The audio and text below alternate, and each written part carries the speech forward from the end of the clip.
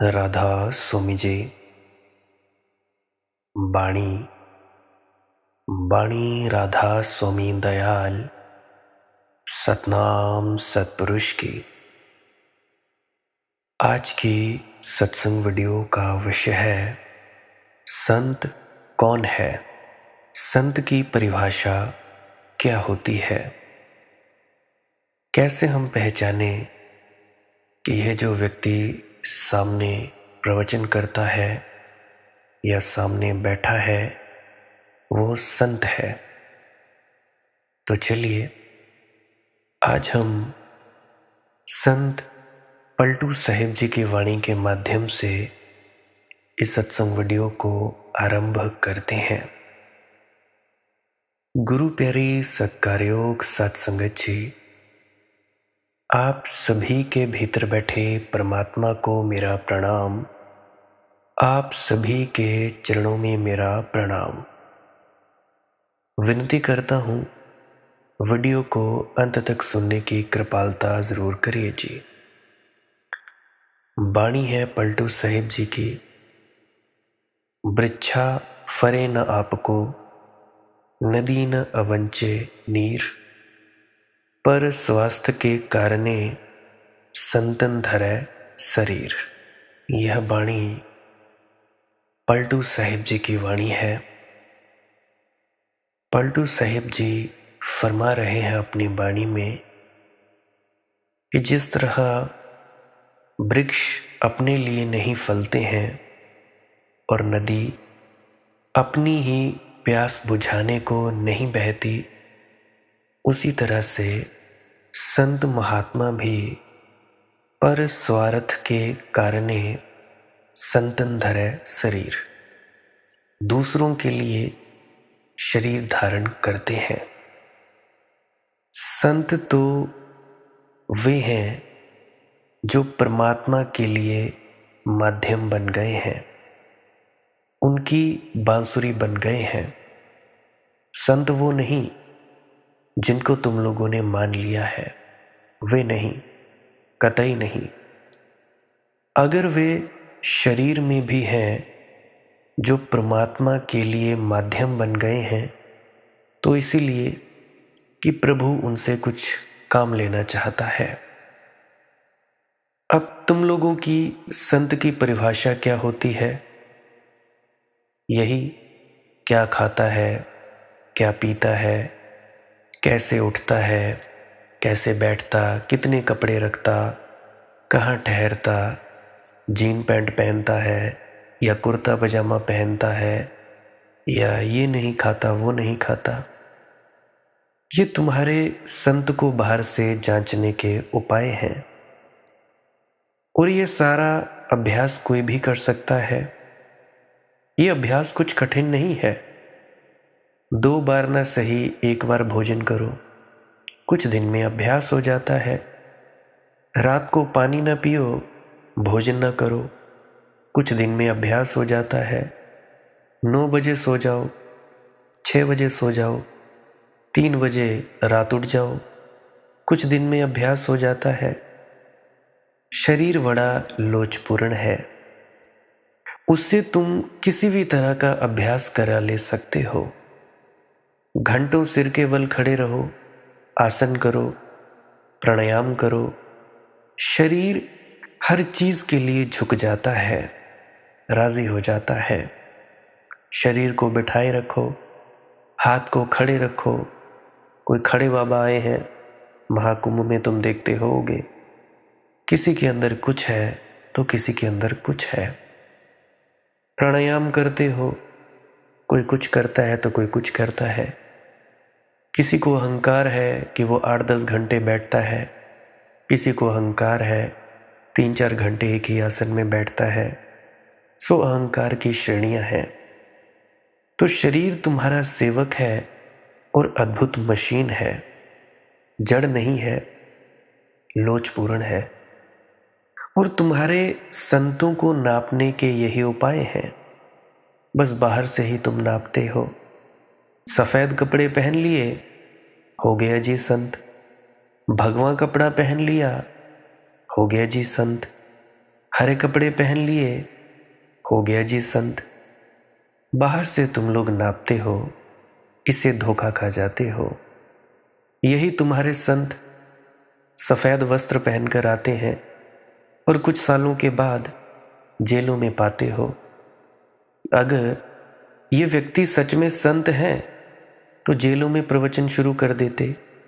जैसे गुरु नानक महाराज जी के वक्त में उनको चक्कियाँ पीसने के लिए बोला था, तो वहाँ पे जितने भी लोग थे जो बंदी थे, अपने प्रवचन से, अपनी मौजूदगी से उनको भी बदल दिया। अगर वो ऐसा कर सकते थे तो ये जो आज के खुद को बंदी छोड़ कहते हैं, खुद को कहते हैं कि हम पूर्ण हैं, तो क्या ये जेलों में बैठकर ऐसा नहीं कर सकते? क्यों इनकी आशा है कि ये बाहर निकले? क्या जेलों में व्यक्ति जो हैं वो जुर्म करके बैठे हैं, क्या उनको ठीक नहीं होना चाहिए? क्या डॉक्टर को स्वस्थ लोगों के पास ही जाकर अपनी दवाई बेचनी चाहिए या बीमार लोगों के पास जाकर? मुझे तो मनसा समझ नहीं आती लोगों की। माना कि गलत फहमी में तुम जेल के अंदर चले गए, कोई भी झूठा मूठा इल्ज़ाम लगा लिया, ठीक है, तो क्या जेल के लोगों को बदलने की कवायद कर रहे हो? नहीं। कोई किताब बेच रहा है, कोई गाली गलौज कर रहा है, फेसबुक पे देखता हूँ कोई ग्रुप्स में अलग अलग बता रहा है। क्या तुम जानते हो कि कबीर जी महाराज पूर्ण संत हैं? क्या तुम जानते हो कि ब्रह्मा विष्णु महेश के माता पिता कौन थे? अरे मूर्खो, इन जानने से क्या होगा? तुम लोग जान भी जाओगे सृष्टि का निर्माण कैसे हुआ, क्या हो जाएगा? जान लोगे ब्रह्मा विष्णु महेश कौन है, क्या हो जाएगा? तुम्हारे भीतर तो अशांति है, तुम्हारे भीतर तो शांति बिल्कुल नहीं, मन चलायमान है। अगर मन चलायमान है तो शांति नहीं मिलेगी, ब्रह्मचर्य नहीं है, शांति नहीं मिलेगी।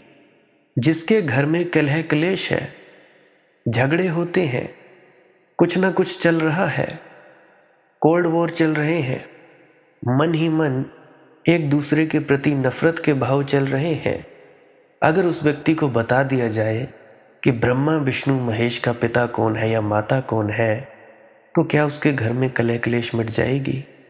बिल्कुल नहीं मिटेगी। और कहलाते हो खुद को संत। अगर संत हो तो भाई जेलों में बैठे लोगों को बदल डालो। अगर चिकित्सक हो, मान लिया तुम्हारे अंदर वो ताकत आ गई है कि तुम लोगों की बीमारियां ठीक कर देते हो, तो हॉस्पिटलों में चले जाओ। कितनी ही दुनिया परेशान है, किसी को कोई बीमारी, किसी को कोई बीमारी, क्यों नहीं ठीक कर देते उन लोगों को? अगर सिद्धि शक्ति आ गई है, अगर तुम ऐसा कर सकते हो, तो क्यों इतनी भीड़ इकट्ठी करते हो भाई? जाओ हॉस्पिटल्स में और कर दो ठीक। किसने रोका है? हॉस्पिटल में भीड़ ही भीड़ है। चंडीगढ़ में चले जाओ, पीजीआई में कितनी लाखों लोगों की भीड़ है, वहां पे कितने मरीजों की भीड़ है।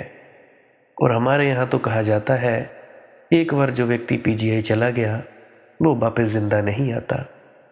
हमारे यहाँ के हिमाचल वाले लोगों की कहानी अक्सर यही कहते हैं, जो पीजीआई चला गया वो वापस नहीं आता। हाँ, कुछ आ भी जाते हैं वापस। तो इस भीड़ को ठीक क्यों नहीं करते? अगर वाकई तुम लोग संत हो तो भाई ये तो अच्छा मौका हुआ, जो मुजरिम है उनको तुम ठीक करो।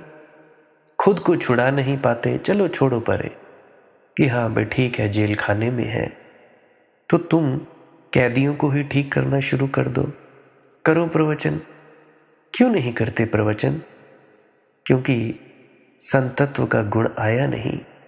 मूर्ख बनाते हैं दूसरों को, किताबें बेचते हैं, प्रवचन करते हैं, टीवी में तुम्हारे धारावाहिक प्रवाहित होते हैं, जो नहीं सो वो होता है। एक दूसरे की बेइज्जती करके खुद को ऊपर करने की कोशिश करते हैं। अभी जैसे हमारे देश में चलता रहा है, कांग्रेस बीजेपी को, बीजेपी वाले आम आदमी को, आम आदमी वाले बीजेपी को, कांग्रेस को, बीजेपी वाले कांग्रेस को, ऐसे ही चल रहा है। एक पार्टी दूसरी पार्टी को बुरा कर करके कह कह के अपने आप को ऊपर उठाने की बात करती है। तो ये तो संतत्व नहीं हुआ, ये तो राजनीति हुई। तो तुम्हारे संतों को नापने के यही उपाय हैं भैया। बस बाहर से ही तुम नापते हो, बाहर से नापते हो, इससे धोखा खा जाते हो। संतों को नापने का बाहर से कोई उपाय नहीं है। संतों को बाहर से तुम देखकर नहीं पता कर सकते कि ये व्यक्ति संत है। क्या पता तुम सोचते हो कि भाई संत की दाढ़ी मूछ होनी चाहिए, लंबे बाल होने चाहिए। क्या पता वो क्लीन शेव रखता हो, क्या पता वो गंजा ही रहता हो। तुम लोग सोचते होगे कि संत ये चीज़ें खाता होगा। क्या पता वो बर्गर भी खा लेता होगा, पिज़्ज़ा भी खा लेता होगा, चाउमीन नूडल्स भी वो चख लेता होगा एक आध बार। तुम्हारे लिए पता थोड़े ना है। क्या पता वो जीन पैंट भी पहनता होगा, जूते भी पहनता होगा। क्या पता वो जहाज में भी घूमता होगा, हेलीकॉप्टर में भी घूमता होगा, महंगी गाड़ी में भी घूमता होगा। क्या पता। संतों को नापने का बाहर से कोई उपाय नहीं है भैया। संतों की तो एक ही परिभाषा है। क्या? पर स्वार्थ के कारणे संतन धरै शरीर। पलटू जी ठीक परिभाषा कह रहे हैं। वे ये कह रहे हैं कि संत अपने लिए नहीं जीता। फिर से दोहरा रहा हूं, संत अपने लिए नहीं जीता। क्यों? क्योंकि अपना तो उसका काम पूरा हो चुका है। जहां तक उसका संबंध है, उसके सपने तो मिट चुके, उसके विचार भी जा चुके, उसकी तो मन से मुक्ति हो गई। जहां तक उसका निजी संबंध है, उसने मंजिल पाली, मन से मुक्ति हो गई है। अब वह मन का प्रयोग करता है दूसरे से बात करने के लिए, अपना काम धंधा करने के लिए, या किसी ने कोई प्रश्न पूछा है तो उसका निवारण करने के लिए। निजी संबंध है जहां तक मंजिल उसने पाली होती है। लेकिन जिसने मंजिल पाली, परमात्मा उससे कुछ काम लेना शुरू करता है, उससे पुकार देना शुरू करता है। उनके लिए जो अभी रास्तों पर भटक रहे हैं, जो अभी अंधेरे में भटक रहे हैं। कितने ही लोग आते हैं रोते चिल्लाते, बेटा कोई 20 साल से परेशान है, कोई 30 साल से, कहते हैं बेटा अभी राह मिली है। अब बेटा क्या करे, बेटा तो अभी पैदा हुआ, आप लोगों से कितना छोटा है बेटा। ये तो मालिक की मौज है। याद रखना मेरी एक बात, मैं नहीं होता तो कोई और होता। ये मत सोचना कि मैं बहुत ज़्यादा उपकार कर रहा हूँ, इस गलत फहमी में बिल्कुल मत पड़ जाना। मैं नहीं होता तो कोई और होता, और नहीं तो कोई और होता। ये कारवां चलता ही रहता। ये धरती कभी भी संतों फकीरों से खाली नहीं हुई है। परमात्मा पुकार देना शुरू करता है उनके लिए जो अभी रास्तों पर भटक रहे हैं, जो अभी अंधेरे में भटक रहे हैं। बहुत से लोग हैं जिनकी तरक्कियां हुई हैं, जो पहले भ्रम में थे, उनके भ्रम काटे गए हैं, खुद व खुद गिर गए भ्रम। जैसे ही भ्रम गिरे, तरक्की एकदम से चालू। 20 साल से खाली 2-3 महीने में सत्संग के माध्यम से भ्रम टूटते गए, टूटते गए, टूटते गए। फिर जब बाबा जी महाराज के सत्संग सुनते, कहने लगे अरे ये तो वही कहते हैं। मुझे बात याद आती है, यहीं से मेरे जानकार हैं, वो कहने लगे, मेरे ख्याल से पिछले भंडारे में गए थे ब्यास में, कहने लगे कि मनदीप बाबा जी तो वही बात कहते हैं जो तू कहता है। मैंने कहा बाबा जी तो 40 साल से फरमा रहे हैं, शुक्र है जो आपका सौभाग्य आपको अब समझ में आई है। देखो, समझ में कभी कभी लेट आता है। कई बार किसी की भाषा आसान लगती है, कई बार दूसरे व्यक्ति की भाषा आसान लगती है। अब बाबा जी महाराज बात करते हैं PhD लेवल की। अब अगर हम में से कोई व्यक्ति पहली दूसरी कक्षा का विद्यार्थी है, कैसे समझ पाएगा? एक तो जब भी वहाँ पे बैठते हो नींद आ जाती है। ये भी एक बड़ा कारण है कि उनकी बातें हमारे अंदर नहीं जाती और हमारे पल्ले नहीं पड़ती हैं, खोपड़ी में नहीं आती हैं कि वे क्या समझा रहे हैं, क्या फरमा रहे हैं। और इसीलिए वो तो मालिक की मौज है, मुझे सौभाग्य मिला आप लोगों की सेवा करने का। आप लोगों का फ़ायदा हो रहा है, आगे से आगे बढ़ रहे हो। परंतु अगर आप लोगों का फिर भी मुझ पर विश्वास नहीं कि ये जो व्यक्ति कहता है ये बिल्कुल ठीक कहता है, पहले आप लोगों ने मेरी बातों को आजमाया, ठीक पाया, आप लोगों की बेहतरी हुई, अगर फिर भी विश्वास नहीं है तो आप लोगों को कौन समझाए। हो सकता है कोई और समझाए, ये तो मालिक ही जाने। तो मैं बात कह रहा था कि परमात्मा, जो व्यक्ति भीतर उसने मंजिल पाली है, उस व्यक्ति से काम लेना शुरू करता है। उनके लिए जिनकी आंखें अभी नहीं खुली हैं। अब जैसे वृक्षों में फल लगते हैं, अब वृक्षों में फल लगते हैं, आप लोग सभी देखते होंगे, आम खाते होंगे, सेब खाते होंगे और भी बहुत से फल खाते होंगे। तो वृक्षों में फल लगते हैं अपने लिए नहीं, दूसरों के लिए। और नदी खुद अपना जल नहीं पीती, औरों को पिलाती है। तो संत की परिभाषा क्या? जो लुटाए, जो परमात्मा को लुटाए, जो परमात्मा बांटे। और तो बांटने योग्य सब कूड़ा कचरा है। तुम अपना सारा पैसा बांट डालो तो भी तुम संत नहीं हो सकते, क्योंकि धन कूड़ा कचरा है। संभालो तो कूड़ा कचरा है, बांटो तो कूड़ा कचरा है। यहाँ पे धन का प्रयोग है अपनी ज़रूरतें पूरी करने के लिए। मैं नहीं कहता कि भाई तुम धन कमाना छोड़कर तुम ऐसे ही रहने लगो। वैसे बात कह रहा हूँ कि ज़रूरत के लिए कमाओ, ऐसे तो धन कूड़ा कचरा ही है। तुम अपना ज्ञान लोगों को बांटते फिरो, वह भी कूड़ा कचरा है। एक दादाजी मिले मुझे ब्यास में, करीब करीब 75 साल की उम्र रही होगी उनकी। तो वे मुझसे फरमाने लगे कि बेटा मैंने ऐसे ऐसे किताबें पढ़ी तो मैं लोगों को समझाने लग पड़ा। लोग मुझे समझने लगे कि मैं बहुत ज्ञानी हो गया। आप बीती बता रहा हूँ, अभी अभी जाकर आया था। तो वे दादाजी कहने लगे कि मैं लोगों को बताने लगा, लोग मुझे ज्ञानी समझने लगे। परंतु मुझे तो अपना पता था ना कि मैं अभी ज्ञानी नहीं हुआ। अभी तो मैंने अपने अंदर वो ज्योत नहीं दिखी, अभी तो मैंने अपने अंदर वो बाणी नहीं सुनी, अंतर ज्योत निरंतर बाणी। तो वो अक्सर फरमाया करते थे, समझाया करते थे, किताबें पढ़ ली तो कईयों ने कहा कि भाई तुम सत्संगकर्ता बन जाओ। और वो फरमाते थे दादाजी कि भाई मुझ में कुछ है ही नहीं, है ही नहीं। तो वो मुझसे मिले तो मैं उनकी आंखों में वो दर्द देख रहा था। मुझे उनका दर्द महसूस हुआ कि ये व्यक्ति है सच्चा व्यक्ति। ऐसे व्यक्ति ही परमार्थ के मार्ग में आगे बढ़ सकते हैं। कहने को तो उन्होंने मुझसे ज़्यादा ही किताबें पढ़ी होंगी, परंतु फिर भी ऐसे व्यक्ति में इतनी किताब पढ़ने के बावजूद भी अहंकार का ना होना, ये मेरे लिए बड़ी हैरानी की बात थी। फिर भी जो मालिक की मौज। तो ये मेरी आप बीती है। अभी अभी जाकर आया हूँ ब्यास से, तो वहाँ पे उनसे मिला था तो उन्होंने मुझे अपनी बात बताई। तो तुम लोग अपना ज्ञान लोगों को बांटते फिरो, वह भी कूड़ा कचरा है। उधार इकट्ठा कर लिया है, अब तुम बांट रहे हो।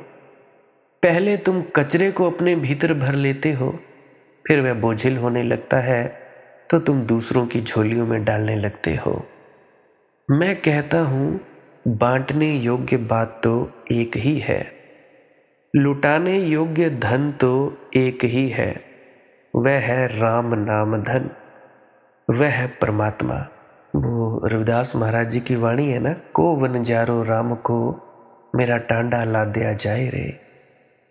फरमाते हैं कि है कोई परमात्मा का व्यापार करने वाला, मेरा जो टांगा है वो ला दिया जाए रे, लदा जा रहा है। तो लुटाने योग्य धन तो एक ही है, वह है परमात्मा, परम आत्मा। लेकिन उसका तुम्हें अनुभव हो, उस स्रोत से तुम जुड़ जाओ, उस गंगोत्री को तुम पालो जहां से जीवन की गंगाएं निकलती हैं। तो संत तो वह है जिसके भीतर से परमात्मा बोलता है, जिसके भीतर से परम आत्मा शब्द बनता है, रूप धरता है, साकार होता है। कभी कोई ऐसा व्यक्ति तुम्हें मिल जाए जिसके शब्दों में निःशब्द का संगीत हो, जिसके उठने बैठने में बोध साकार होता हो, जिसकी आंखों में ऐसी झील जैसी शांति हो कि आकाश के सारे तारे प्रतिबिंबित हो उठें, जिसके मौन में तुम्हारे भीतर भी मौन की तरंगें डोल जाती हों, जिसके पास बैठकर तुम भी अकारण किसी अपूर्व आनंद से आंदोलित हो उठते हो, जिसकी मौजूदगी प्रमाण बनती हो कि परमात्मा है, तर्क नहीं, विवाद नहीं, जिसकी मौजूदगी, जिसकी आंखों में आंखें डालकर देख लेना, या जिसके हाथ में हाथ दे लेना, या जिसके पास भर बैठ जाना, जिसकी सुवास परमात्मा के होने का सबूत बनती हो, उसे जानना कि संत, तब तुम्हारी ओछी धारणाएं खत्म हो जाएंगी। तब संत ना तो हिंदू होता है, न मुसलमान, न सिख, न ईसाई, न निरंकारी, न राधा स्वामी, न कबीर पंथी। ये तो अलग अलग आचरणों के नाम हैं। इसीलिए तो ये बड़े मज़े की बात है, जैन मुनि बौद्धों को नहीं लगता कि संत है, जैनों को बौद्ध फकीर नहीं लगता कि संत है, कबीर पंथियों को राधा स्वामी नहीं लगते कि वहाँ पे कोई संत होगा, राधा स्वामी को कबीर पंथी नहीं लगते कि संत है, बौद्धों को सूफी फकीर नहीं लगता कि संत है, सूफियों को हिंदुओं के सन्यासी नहीं जंचते कि संत है। क्या कारण है? आचरणों को हमने संत समझा हुआ है। और आचरण तो कितने हैं दुनिया में, सोचो, हजारों तरह के हो सकते हैं। किसी ने तय कर लिया कि मांसाहार करना संतत्व के विपरीत है, लेकिन जीसस तो मांसाहार करते थे। और जीसस को तो जाने दो, मोहम्मद को जाने दो, दूर के हैं। रामकृष्ण परमहंस तो बड़े करीब थे, बहुत करीब के, वे भी मछलियां खाते थे। अब जिसने ये धारणा बना ली कि मांसाहार तो संत कर ही नहीं सकता, वह रामकृष्ण के पास जाकर भी चूक जाएगा। वह यही देखता रहेगा कि अरे मछलियां, ये किस तरह का संत है। संत तो मधुर वचन बोलते हैं, संत तो बड़ी प्यारी बातें कहते हैं, संतों के वचनों से तो फूल झड़ते हैं। लेकिन शिरडी के साईं बाबा डंडा उठाकर माँ बहन की गाली भी देते थे, भक्तों के पीछे दौड़ पड़ते थे, पत्थर भी मारते थे। तो तुम कैसे तय करोगे कि ये संत हैं? मैं भी पहली बार एक संत को मैंने देखा, उनका नाम है गुरुदेव शाह जी। पहली बार उनको मैंने देखा तो मैं देखता ही रहा था। आज से करीब 7-8 साल पहले की बात है। तो मैंने उनको देखा और उसके बाद अगर कोई व्यक्ति कोई गलती करता था, उसके कर्म खोटे होते थे, तो वो गालियां भी दे देते थे, डांट भी देते थे। मैं बड़ा हैरान हुआ था कि ये किस प्रकार के संत। और पहली बार ऐसा व्यक्ति देखा था, 1 सेकंड में गुस्सा और अगले ही सेकंड में चेहरे पे मुस्कान और प्रेम। मैं बहुत ज़्यादा हैरान हुआ था जब पहली बार ऐसा देखा था। तो भाई तुम लोग कैसे तय करोगे कि ये संत हैं? देखकर ही तय हो जाएगा कि ये संत नहीं है। ये डंडा उठाना, पत्थर मारना, गाली बकना, रामकृष्ण परमहंस भी गालियां बक देते थे, तो बड़ी अड़चन हो जाएगी। तुम कैसे तय करोगे कौन संत है भाई? और जिसने शिरडी के साईं बाबा की गाली खाई है और पी ली है गाली, और फिर भी झुका रहा, जिसका सिर झुका सो झुका ही रहा, गाली दी, चाहे पत्थर मारे, चाहे डंडा मारा, वह जानता है, वही पहचानता है। लेकिन वह तुम्हें पागल मालूम पड़ेगा, उन्मत्त मालूम पड़ेगा। क्योंकि साईं बाबा के डंडे में उसने तो फूल ही झरते पाए, उन पत्थरों में अमृत बरसता हुआ पाया। वे गालियां तो उनके प्रेम का प्रतीक थीं। तुम ऐसे हो कि बिना गाली के तुम जागोगे ही नहीं, तो उतने तक के लिए वे राजी हैं कि गाली से जागोगे तो गाली दूंगा। अभी मुझे याद है, मेरे एक मित्र हैं, जानकार हैं ब्यास में, अब मेरी बुआ जी का लड़का था, तो मैंने कोई ऐसी बात कह दी और मैंने गाली भी निकाल दी, तो मेरे मित्र कहने लगे भाई कि भाई तुम तो गालियों पर ही आ गए। अरे भाई, उतने तक के लिए वे राजी हैं कि गाली से जागोगे तो संत गाली भी दे देगा। हालांकि मैं कोई संत नहीं, तुम्हें गालियां भी शायद कोई झकझोरें तो झकझोरें, नहीं तो तुम वैसे ही गहरी नींद में सो रहे हो। डांटना डपटना भी भाई ज़रूरी है, अच्छी अच्छी बातें तो लोरियां बन जाती हैं। इतने सालों से तुम सो ही तो रहे हो लोरियों के बहाने, और लोरियां तो तुम सुनते रहे हो बहुत दिनों से। लोरियां सुन रहे हो, अंगूठे चूस रहे हो, अपने अपने झूले में पड़े झूला झूल रहे हो। भाई, अगर मुझ जैसा कोई गालियां निकालने वाला तुम तक आ जाता है, एकदम से सिर पर लाठी ही चला देता है, बड़े नाराज होते हो तुम लोग। फिर कहते हो कि नहीं भाई, हमें ऐसी बातें मत कहा करो, हमें दुख होता है। अरे भाई, आगे बढ़ना भी है कि नहीं, या उसी क्लास में बैठे रहना है? एक बात तो मुझे समझ नहीं आती, तुम लोग कहते हो कि दया मेहर करो, हमें आगे बढ़ाओ, और दूसरी बात, जब तुम्हारी धारणाएं टूटने लगती हैं तुम लोगों को बड़ा दुख होता है। ये तो वही बात हुई, डॉक्टर के पास गए, डॉक्टर जी मेरा ये कैंसर का फोड़ा है, इसको ठीक करो। लगा डॉक्टर चीरा लगाने, निकलने लगी मवाद। गालियां देते हो, डॉक्टर तेरी माँ की, तेरी बहन की, तेरा ये हो जाए, तेरा वो हो जाए, तब तुम ऐसी बातें करने लगते हो। फिर डॉक्टर क्या करता है, ले भाई जाओ, अब इस फोड़े को संभाल कर ही रखना। और क्या विकल्प हो सकता है डॉक्टर के पास? कोई विकल्प नहीं। जैसे ही तुम लोगों की धारणाएं टूटने लगती हैं, तुम लोग बड़े दुखी होने लगते हो। फिर कहते हो कि भाई हम प्रेम करते हैं तो।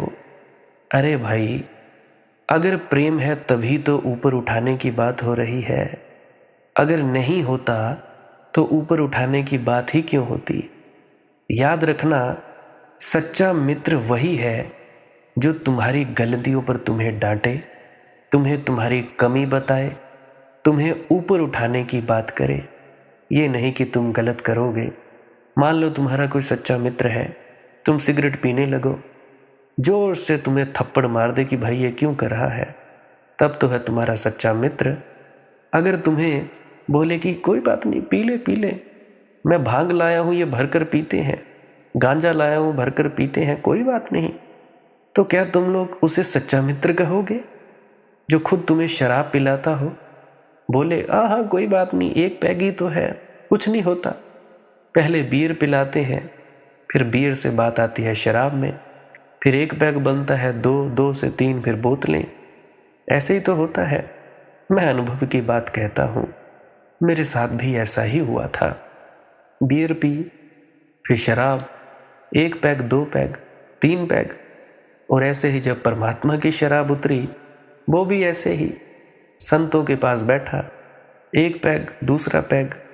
अब मैं सस्ती शराबें नहीं पीता, अब मैं महंगा आदमी हूँ भाई, महंगी शराब पीऊँगा।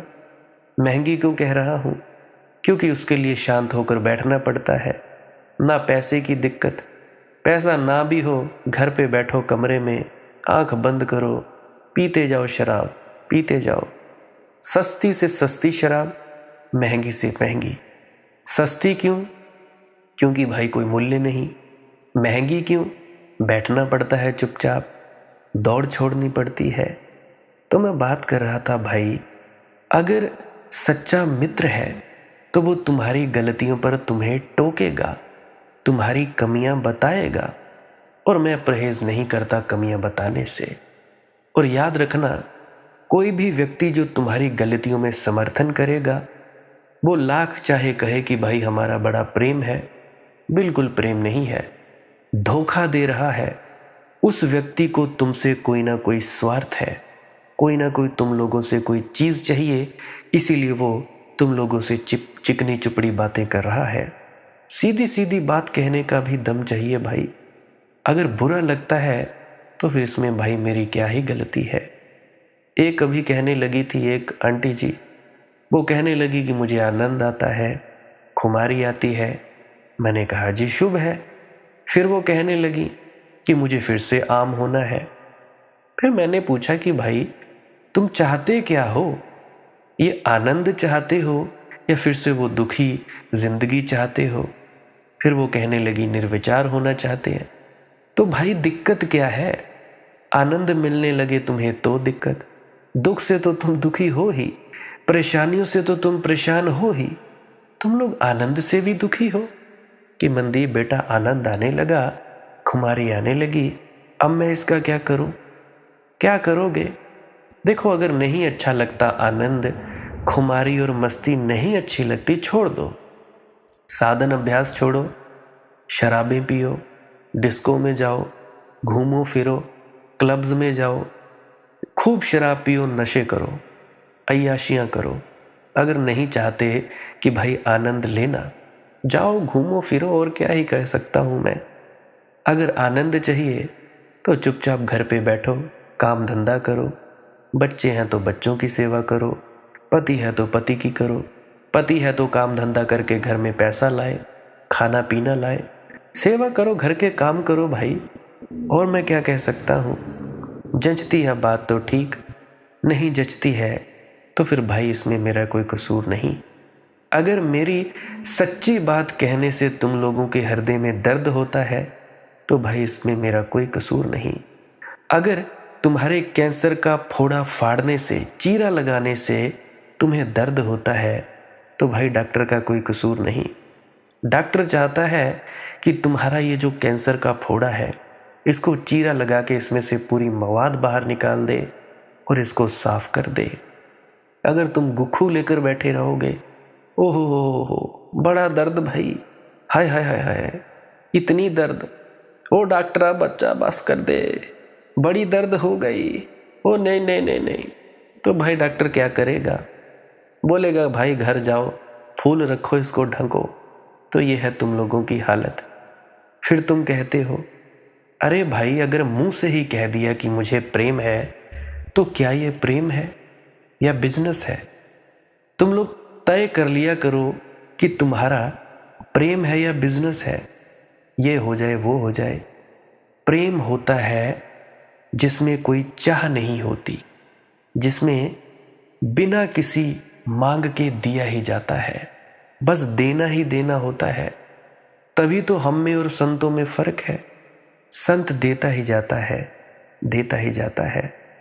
अब कैसे तय करोगे तुम लोग कि सामने वाला व्यक्ति संत है या तुम्हारे जैसा ही इंसान है?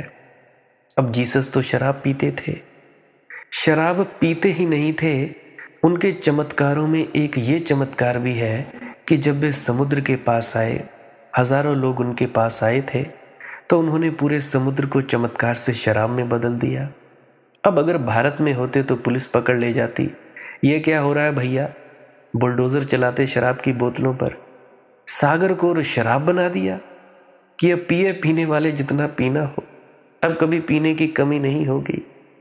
तुम कैसे जीसस क्राइस्ट को मान सकोगे कि ये संत हैं? तुम्हें अड़चन होगी। आचरण तो बहुत तरह के हैं। दुनिया में कोई 3000 धर्म है, छोटे मोटे सब मिला जुला कर। इन 3000 धर्मों की अपनी अपनी धारणाएं हैं। संत की परिभाषा करें तो करें कैसे? तो पलटू जी ठीक परिभाषा करते हैं। वे कहते हैं मेरी तो एक ही परिभाषा, क्या? पर स्वार्थ के कारणे संतन धरै शरीर। फिर वह क्या खाता, क्या पीता, कैसे उठता, कैसे बैठता, नंगा होता कि भाई कपड़े पहनता, वह जाने। हमारी तरफ से तो जांचने की बात एक है, परखने की बात एक है कि उसका जीवन परमात्मा को समर्पित है, उसकी वाणी परमात्मा को समर्पित है, वह समग्र रूपेण परमात्मा का हो गया है, और अब परमात्मा को बांट रहा है। बांटने के ढंग अलग होंगे, रंग अलग होंगे, लेकिन बांटने की बात एक है। फिर जीससों की, महावीर की, बुद्ध की, कबीर की, नानक की, पलटू, कोई फर्क नहीं पड़ता। और जहां कोई परमात्मा को बांटता है वही प्रार्थ कर रहा है। और किसी चीज के बांटने से प्रार्थ नहीं होता। तुम धन बांट दो, धन से तुम्हारा ही क्या हल हुआ था। तुम दूसरों को बांट कर दे चले।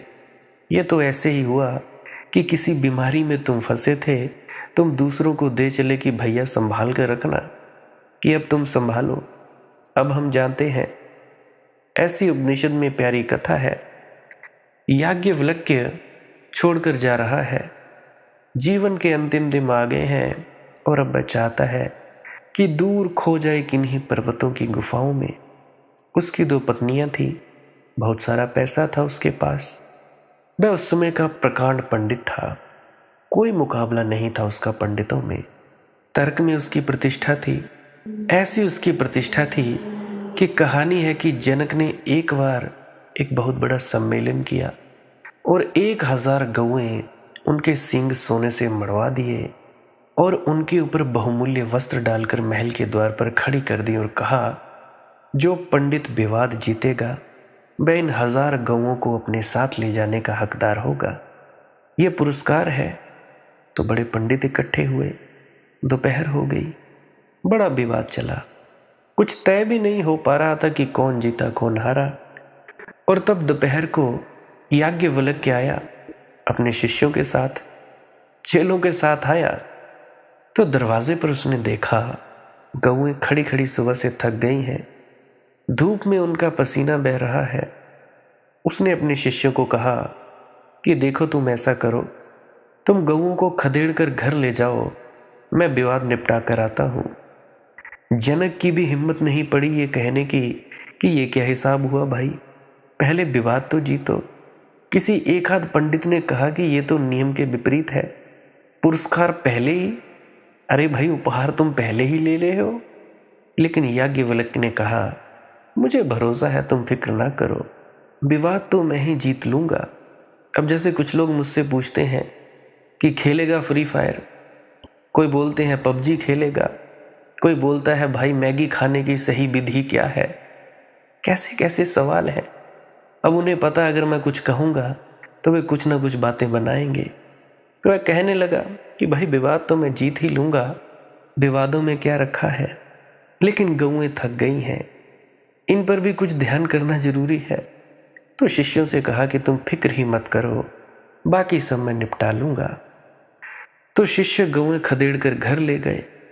तो याज्ञवल्क्य ने विवाद बाद में जीता, पुरस्कार पहले ले लिया। बड़ी प्रतिष्ठा का व्यक्ति था, बहुत पैसा उसके पास था, बड़े सम्राट उसके शिष्य थे। और जब वह जाने लगा, उसकी 2 पत्नियां थीं।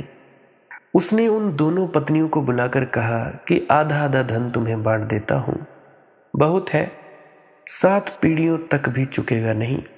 अंबानी अडानी होगा उस वक्त का, इसीलिए तुम निश्चिंत रहो, तुम्हें कोई अड़चन ना आएगी। और मैं अब जंगल जा रहा हूं, अब मेरे अंतिम दिन आ गए हैं। अब ये अंतिम दिन मैं परमात्मा के साथ समग्रता से लीन हो जाना चाहता हूं। अब मैं कोई और दूसरा प्रपंच नहीं चाहता, एक क्षण भी मैं किसी और बात में नहीं लगाना चाहता। एक पत्नी तो बड़ी प्रसन्न हुई, क्योंकि इतना धन था याज्ञवल्क्य के पास, उसमें से आधा मुझे मिल रहा है, अब तो मजे ही मजे करूंगी।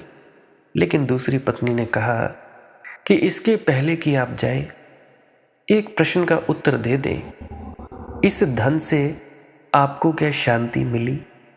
इस धन से आपको क्या आनंद मिला? इस धन से आपको क्या परमात्मा मिला? अगर मिल गया तो फिर कहाँ जाते हो? और अगर नहीं मिला तो यह कचरा मुझे क्यों पकड़ाते हो? फिर मैं भी तुम्हारे साथ चलती हूं। और याज्ञवल्क्य के जीवन में पहली बार निरुद्र खड़ा रहा। अब इस स्त्री को क्या कहे कि नहीं मिला, तो फिर बांटने की इतनी अकड़ क्या? बड़े गौरव से बांट रहा था कि देखो इतने हीरे जवाहरात, इतना सोना, इतने रुपए, इतनी जमीन, इतना विस्तार। बड़े गौरव से बांट रहा था। उसमें थोड़ा अहंकार तो रहा ही होगा उस क्षण में कि देखो कितना दे जा रहा हूं, किस पति ने अपनी पत्नियों को इतना दिया है। लेकिन दूसरी पत्नी ने उसके सारे अहंकार पर पानी फेर दिया। उसने कहा, अगर तुम्हें इससे कुछ भी नहीं मिला तो यह कचरा हमें क्यों पकड़ाते हो, ये उलझन हमारे सिर पर क्यों रखते हो। अगर तुम इससे परेशान होकर जंगल जा रहे हो तो आज नहीं कल हमें भी जाना पड़ेगा, तो कल क्यों, आज ही क्यों नहीं, मैं चलती हूं तुम्हारे साथ। तो जो धन बांट रहा है वह क्या खाक बांट रहा है, उसके पास कुछ और मूल्यवान नहीं है। और जो ज्ञान बांट रहा है, स्कूल खोल रहा है, धर्मशास्त्र पढ़ा रहा है, समझा रहा है, अगर उसने स्वयं ध्यान और समाधि में डुबकी नहीं मारी है तो कचरा बांट रहा है, उसका कोई मूल्य नहीं है। बांटने योग्य तो एक बात है, परमात्मा, मगर उसे तुम तभी बांट सकते हो जब पाओ, जब जानो, जब जियो। और जिस दिन तुम उसे जानोगे, जियोगे, अनुभव करोगे, उस दिन हैरान हो जाओगे। तुमसे पहले बहुत लोग उसे जान चुके हैं, तुम नए नहीं हो। वह अनुभव नया नहीं है, इस अर्थ में नया है कि तुमने उसे पहली दफा जाना। इस अर्थ में तो प्राचीन है, सनातन है, क्योंकि बुद्ध सदा होते रहे, संत सदा होते रहे, सदियों सदियों में होते रहे। कुछ मिटे से नक्शे पा भी हैं जुनूं की राह में, हमसे पहले कोई गुजरा है यहाँ होते हुए। जब तुम परमात्मा को जानोगे तब तुम पाओगे कि अरे यहाँ तो कुछ चरण चिन्ह बने हुए हैं, हमसे पहले भी लोग यहाँ गुजरे हैं। यह धर्म तो सनातन है, ये कुछ मेरा नहीं, तेरा नहीं, ये किसी का नहीं।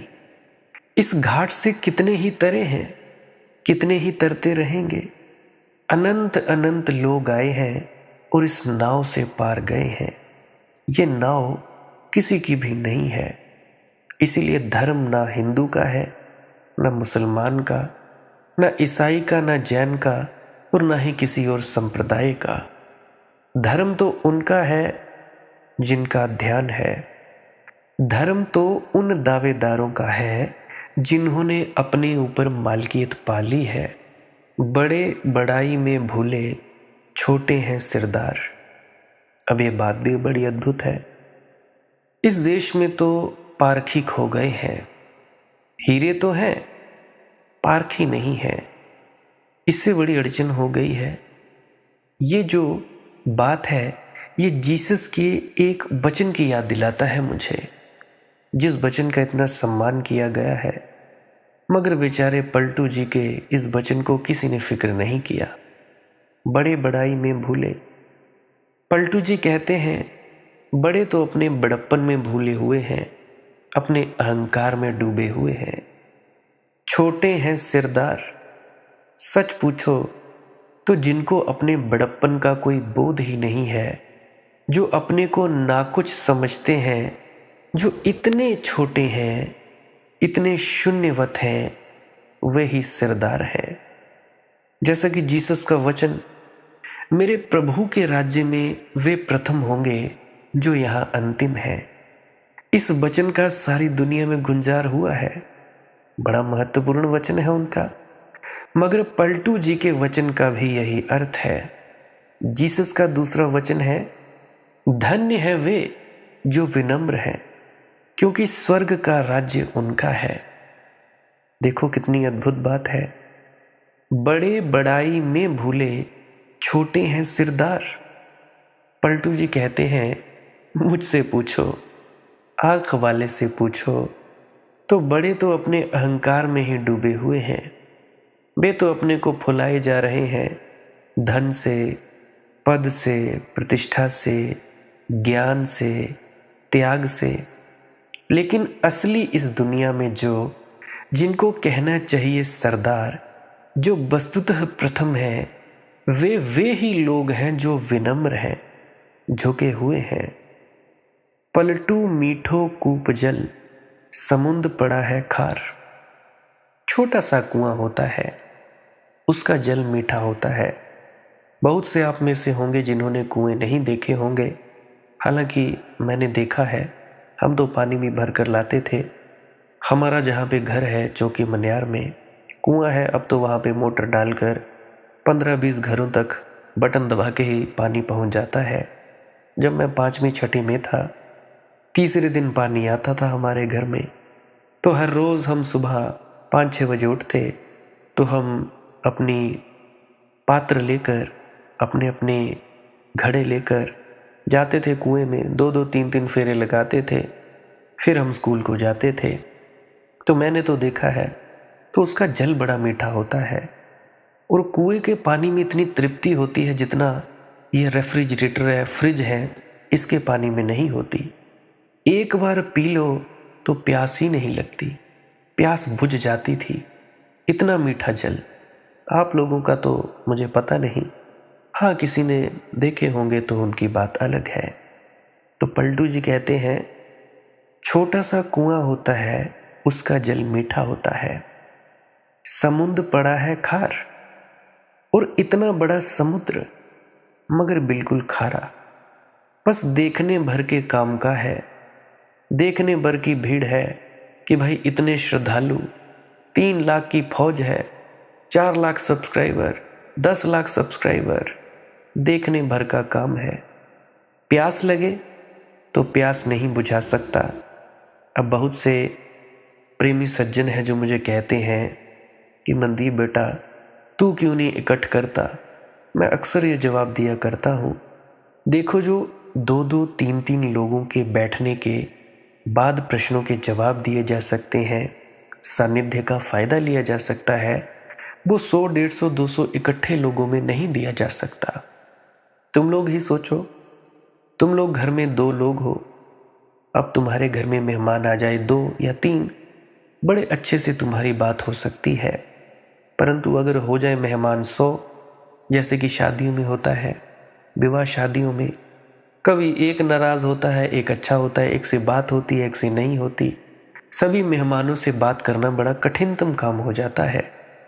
अब जो लड़के की शादी है तो उसकी माँ को नहीं पता होता कौन सी चीज़ कहाँ रखी है क्या नहीं, मतलब अपनी ही परेशानी होती है। ऐसे ही बाप को, ऐसे उसके भाइयों को, तो ये सब होता है। तो उसी प्रकार से एक एक से मिला जाए तो बेहतर। ये थोड़े ना कि भाई 100 लोगों को इकट्ठा कर लूँ, उनकी बातों का जवाब ना दे पाऊँ, उनकी शंकाओं का निवारण ना कर पाऊँ, तो भाई क्या फ़ायदा। तो समुद्र है, समुद्र बिल्कुल खारा है, देखने भर को बड़ा है, प्यास लगे तो प्यास नहीं बुझा सकता। अहंकारियों से किसी की प्यास नहीं बुझ सकती, ये मेरी बात याद रखना। अहंकार खारा है, बहुत खारा है। अहंकार ही ढूंढता है कि लाखों की भीड़ हो। निरअहंकारी एक व्यक्ति को भी वैसे ही आलिंगन में लेगा जैसे वो 100 व्यक्तियों को या 150 या 200 को। अहंकार खारा है। अगर समुद्र का जल पियोगे तो मरोगे, मृत्यु हो जाएगी, जीवन नहीं मिलेगा उससे। जीवन के लिए तो कोई छोटा सा कुआं खोजना पड़ता है जिसमें मीठा जल हो। बड़े बड़े लोग हुए, Genghis Khan, Nadir Shah, Timur Lang, सिकंदर, Napoleon, Hitler, Stalin, Mao Tse Tung, बड़े बड़े लोग मगर बिल्कुल खारे। उनको पिया कि मरे, बचना इनसे। इतिहास उनकी यश गाथाओं से भरा है। इतिहास की किताबों में बेचारे बाबा पलटू जैसे आदमी का नाम ही ना पाओगे तो कुछ चंद दोहे किसी एक किताब में, वो भी धूल लगी हुई पाओगे। अब बहुत से लोग होंगे जिन्होंने पलटू जी का नाम पहली बार सुना। बहुत से हैं जिन्होंने, क्योंकि डेरा ब्यास में पुस्तकें मिलती हैं संत पलटू दास जी पर, मुश्किल से कोई होंगे जिन्होंने पढ़ी होंगी। संत दरिया जी की पुस्तकें मुश्किल से लोग होंगे जिन्होंने पढ़ी होंगी। वहाँ पे लिखा होता है संत दरिया की बाणी, संत पलटू की बाणी। कौन जाने किसने क्या पढ़ा। ऐसे ही तो बात है भाई। हीरे हैं इस देश में बहुत हीरे हैं, पारखी पारखी खो गए हैं। यही संत पलटू के सूत्र अगर दुनिया की दूसरी भाषाओं में अनुवादित हों, सम्मानित होंगे, लोग सिर आंखों पर लेंगे। रविंद्रनाथ टैगोर जी ने गीतांजलि लिखी।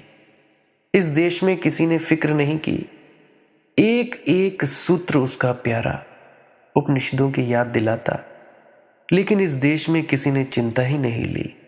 जब नोबेल प्राइज मिली, जब रविंद्रनाथ जी ने उसे अंग्रेजी में अनुवादित किया, तब नोबेल प्राइज मिली थी। नोबेल प्राइज मिली तो सारे देश में स्वागत समारोह जगह जगह हुआ। कोलकाता में जहाँ रविंद्रनाथ जी रहते थे, जहाँ उनका कभी कोई स्वागत समारोह नहीं हुआ था, हाँ गलियाँ पड़ी थी, आलोचनाएं हुई थी, वे ही आलोचक, वे ही गाली देने वाले स्वागत समारंभ। रविंद्रनाथ जी ने जाने से इनकार कर दिया था। उन्होंने कहा कि यह स्वागत समारंभ मैं स्वीकार नहीं करूंगा, ये मेरा स्वागत नहीं है, नोबेल प्राइज का स्वागत है। तो ये नोबेल प्राइज का जो सर्टिफिकेट है ले जाओ, इसकी पूजा कर लेना, मैं न जाऊंगा। मैं तो यहाँ वर्षों से हूं और गीतांजलि लिखे मुझे 20 साल हो गए।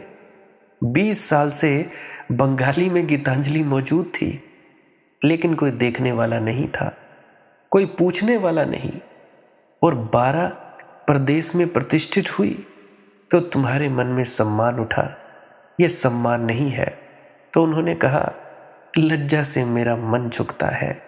पलटू मीठो कूप जल, समुद्र पड़ा है खार। बड़ा है समुद्र बहुत, मगर बिल्कुल खारा। जीवन के किसी काम का नहीं, छोटे से कुएं से भी प्यास बुझ जाती है। हमारे इधर बौड़ियां कहते हैं छोटे छोटे, प्यास बुझ जाती है हिमाचल में। बड़े बड़े ज्ञानी तुम्हारे काम नहीं आएंगे, बड़े बड़े त्यागी तुम्हारे काम नहीं आएंगे। किसी ऐसे व्यक्ति को खोज लो जो छोटा सा कुआं हो भला, अज्ञात नाम हो, ना हो उसकी प्रसिद्धि कोई, ना किसी ने उसकी शक्ल देखी, ना सूरत, ना उसकी कोई प्रतिष्ठा, ना प्रसिद्धि, लेकिन जिसमें मीठे जल के स्रोत हो, जिसमें मिठास हो, खोजो उसे। परमात्मा के संदर्भ में एक ही मिठास होती है, जिसके पास बैठकर तुम्हारे भीतर प्रेम उमगने लगे, जिसकी मौजूदगी में तुम्हारे भीतर कुछ कलियां चटकने लगे, फूल बनने लगे, जिसके पास बैठो तो लगे कि बसंत आ गया, एकदम से माहौल बदल गया, एकदम से लगा कि भाई कुछ ना कुछ मधुमास आ गया। ऐसे साली के राहे खुदी इस भेद से वाकिफ नहीं, साली के राहे खुदी इस भेद से वाकिफ नहीं, बेखुदी की राह में भी एक मकामे होश है। साली के राहे खुदी, अहंकार के मार्ग का पथिक, इस भेद से वाकिफ नहीं, उसे इस रहस्य का, इस राज का कुछ भी पता नहीं है। वे खुदी की राह में भी एक मुकामे होश है। एक ऐसा होश का मुकाम भी है जो उन्हीं को मिलता है जो वे खुद हो जाते हैं, जो अपनी खुदी खो देते हैं, जो अपना अहंकार खो देते हैं। निरअहंकारिता के मार्ग पर एक ऐसा मुकाम भी आता है जहां होश ही होश रह जाता है। जितनी खुदी है उतनी बेहोशी है, जितनी बेखुदी है उतना होश है। तो मैं कहता हूं बेखुदी में डूब जाओ। डूबने का मंत्र, ध्यान में डूबो, भजन सिमरन किया करो, कुछ ना करने के लिए ज़रूर बैठा करो, सांस क्रिया अवश्य किया करो। और क्या करना है भाई। और अगर किसी का कोई दुख है, दिक्कत है, परेशानी है तो कमेंट सेक्शन में लिख सकते हैं। बाकी मालिक की मौज, उसकी मौज, वो जो करता है वो ठीक ही करता है। तो ध्यान में डूबते रहिए। इतना प्रेम देने के लिए बहुत बहुत धन्यवाद। आप लोगों को भी प्रेम ही मिले, यही मैं दुआ करता हूँ कि आप लोग होश में आ जाएं और आप लोग अपने आप को पहचान पाएं। ध्यान में डूबते रहिए, भजन सिमरन अवश्य करते रहिए। वो सांस क्रिया भी अवश्य करते रहिए। भजन सिमरन क्या है? भजन और सिमरन दो अंग हैं। सिमरन है कुछ शब्दों का जाप करना जो आपको आपके सद्गुरु द्वारा बताए जाते हैं। कोई भी जाप हो सकता है, कोई भी शब्द हो सकते हैं। करना क्या है? किसी कमरे में बैठ जाइए, या रात को बैठ सकते हैं, सुबह बैठ सकते हैं, या जब भी आपको फुर्सत के लम्हे मिले बैठ सकते हैं। तो जब बैठें तो शरीर को बिना हिलाए डुलाए बैठना है। जो बैठ नहीं सकता तो वो लेट जाए, जो चौकड़ी नहीं मार सकता वो टांगे सीधी कर ले। कोशिश ये रहनी चाहिए कि ज़्यादा से ज़्यादा वक्त शरीर को बिना हिलाए डुलाए बैठा जाए। उसके बाद अपने शब्दों का जाप शुरू कर दें। आंख बंद रखें। आंखों पर ज़्यादा जोर नहीं लगाना है, कोई कष्ट नहीं देना है, नहीं तो सर में दर्द होगा और फिर आप लोगों को परेशानी हो सकती है। तो आपने क्या करना है? चुपचाप शांत होकर बैठे रहना है, शब्दों का जाप शुरू कर देना है। जितनी देर भी आप करना चाहो, आधा घंटा, पौना घंटा, 10 मिनट, 15 मिनट, या जितनी भी आपको आपके सद्गुरु द्वारा दिया गया निर्देश है, जितना निर्देश है उसका पालन कीजिए। और उसके बाद दूसरा स्टेप करना बड़ा ही ज़्यादा ज़रूरी है। वो क्या है? वो उसी अवस्था में बैठे रहें या आसन भी बदल सकते हैं। ये जो शब्दों का जाप होता है ये एकाग्रता के लिए होता है, ताकि मन की एकाग्रता आ जाए। और जब मन की एकाग्रता आ जाए फिर दूसरा कदम क्या है? धुन सुनने के लिए बैठना। चुपचाप बैठे रहें, आंख बंद है, शब्दों का जाप बंद कर देना है। और अगर कोई भी आपके गुरु महाराज है, उनको आप स्मरण कर रहे थे, याद कर रहे थे, आंखों के सामने शक्ल ला रहे थे, तो उसको लाना बंद कर दीजिए। शब्द धुन सुन रही है तो सुनते रहिए। आंख बंद करके अंधेरे में ही टिके रहें। टिके रहना है और ये इच्छा नहीं करनी है कि कुछ दिखे, कहीं पहुंचा जाए, परमात्मा को पाना है, ये करना है, वो करना है। याद रखें, ना कुछ समझना है, ना कुछ देखना है। ऐसे ही अज्ञानी होकर इसी अंधेरे में पड़े रहें। इसी अंधेरे में पड़े रहना है बस। उसके बाद जो होगा सो होगा। और अगर कोई अनुभव हो भी गया तो इससे ये नहीं कि अगली बार फिर से कामना करनी है कि ये वैसे ही हो। कामना ही सबसे बड़ी अड़चन है, इच्छा ही सबसे बड़ी अड़चन है, किसी चीज की तृष्णा करना ही सबसे बड़ी अड़चन है, मांग ही वासना है। अगर परमात्मा चाहिए तो कुछ नहीं मांगना है, चुपचाप बस बैठो, अपने आराम में बैठो, अपने विश्राम में बैठो। धीरे धीरे धीरे वो होगा जो होना चाहिए। अगर मैं ज़्यादा बोलूँगा तो आप लोग फिर से उसकी कल्पना कर लोगे कि जी ऐसा होता है, खंड ब्रह्मांड ऐसे होते हैं, चांद तारे दिखेंगे, फलाना ढिकाना। तो मैं ऐसा नहीं कहूँगा। मैं बस इतना कहूँगा, जो कुछ दिखता है, कुछ भी दिख जाए, वो मन है, वो माया है। जो नहीं दिखता वही आत्मा है, वही आत्मा में होना है। अब जैसा कि तुम लोग इसी अंधेरे में टिके रहोगे, टिके रहोगे, टिके रहोगे, तो कुछ दिनों के बाद या महीनों के बाद एक प्रकाश आएगा। वो प्रकाश पूरे शरीर में फैलता जाएगा और धीरे धीरे तुम इस प्रकाश के सहारे अपने आप में स्थित होगे। अब देखो, इस प्रकाश को देखने वाले भी तुम हो और इस शब्द धुन को सुनने वाले भी तुम हो। अब जो ये शब्द धुन को सुनता है और प्रकाश को देखता है, ये तुम हो। तो अपने आप में स्थित होना है, अपने आप को जानना ही सच्चा आत्मज्ञान है। खुद को जानना, खुद को जान लिया, मालिक को फिर जान जाओगे। तो इतनी सी प्रक्रिया है। और आगे आप श्वास क्रिया भी कर सकते हो। ये मुझे बताई गई थी विजय शर्मा जी द्वारा।